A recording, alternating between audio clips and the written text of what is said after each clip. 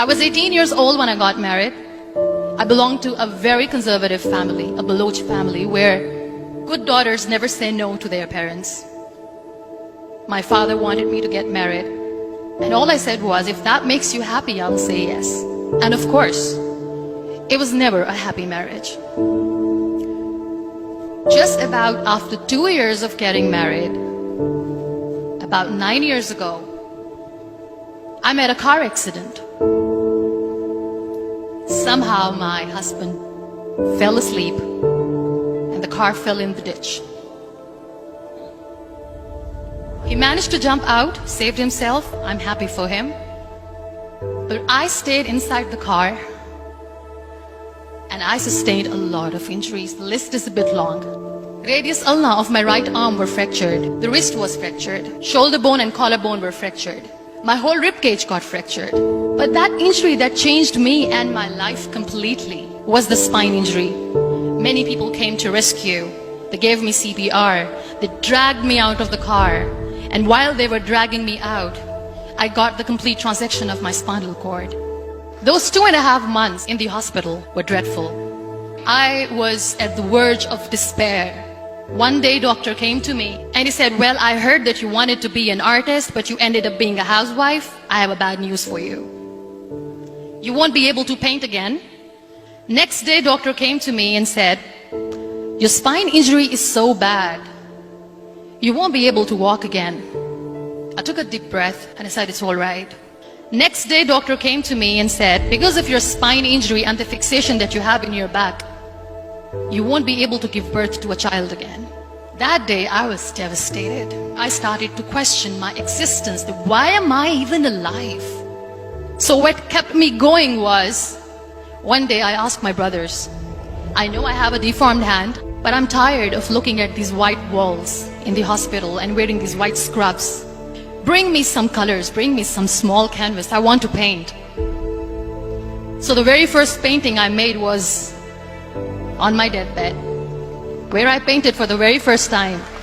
What an amazing therapy it was. Without uttering a single word, I could paint my heart out. I could share my story. People used to come and say, what lovely painting. So much color. Nobody could see the grief in it. Only I could. And that day I decided that I'm going to live life for myself. I am not going to be that perfect person for someone. I am just going to take this moment and I will make it perfect for myself. That I'm going to fight my fears. So I wrote down one by one all those fears.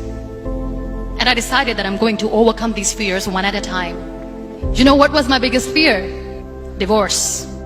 But the day I decided that this is nothing but my fear, I liberated myself by setting him free. And I made myself emotionally so strong that the day I got the news that he's getting married, I sent him a text that I'm so happy for you and I wish you all the best. And he knows that I pray for him today. Number 2 was, I won't be able to be a mother again.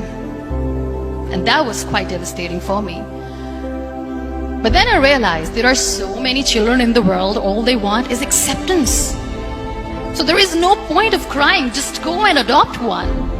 And that's what I did.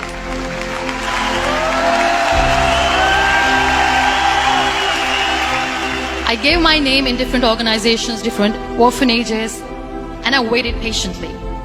2 years later, I got this call from a very small city in Pakistan. I got a call and they said, are you Muniba Mazari? There is a baby boy and would you like to adopt? I could literally feel the labor pain. I said, yes, yes, I am going to adopt him. I am coming to take him home. And that day, I was 2 days old, and today he's 6. You know, when you end up being on the wheelchair, what's the most painful thing? People think that they will not be accepted by the people because we, in the world of perfect people, are imperfects. So I decided to appear more in public. I started to paint. I have done a lot of modeling campaigns. I decided that I'm going to join the national TV of Pakistan as an anchor person. I became the National Goodwill Ambassador for UN Women Pakistan, and now I speak for the rights of women, children. I was featured in BBC 100 Women for 2015. I'm one of the Forbes 30 under 30 for 2016. So when you accept yourself the way you are, the world recognizes you. It all starts from within. We have this amazing fantasy about life. This is how things should work. This is my plan. It should go as per my plan. If that doesn't happen, we give up. I never wanted to be on the wheelchair. Never thought of being on the wheelchair. This life is a test and a trial, and tests are never supposed to be easy. So when you're expecting ease from life, and life gives you lemons, then you make the lemonade, and then do not blame life for that. It is okay to be scared. It is okay to cry.